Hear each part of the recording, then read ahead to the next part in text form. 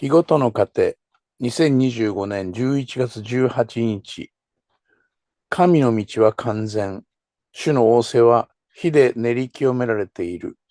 すべて身元に身を寄せる人に、主は盾となってくださる。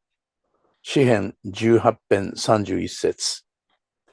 彼は希望する術もなかった時に、なおも望みを抱いて信じ、あなたの子孫はこのようになると言われていた通りに、多くの民の父となりました。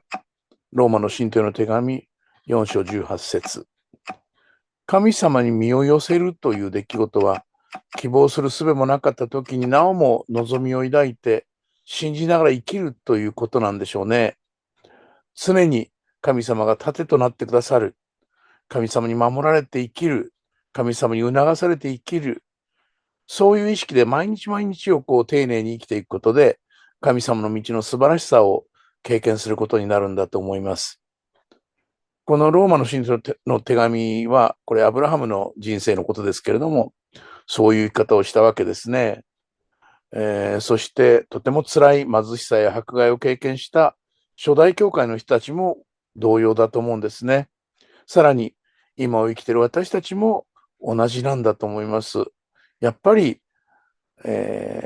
基本的には神様に身を寄せて生きるという道、それ以外に選択肢はないような気がするんですよね。難しいこともありますけれども、神様に身を寄せるという、私の逃れ場は神様ですという、その姿勢というのはとても大事なことだと思いますね。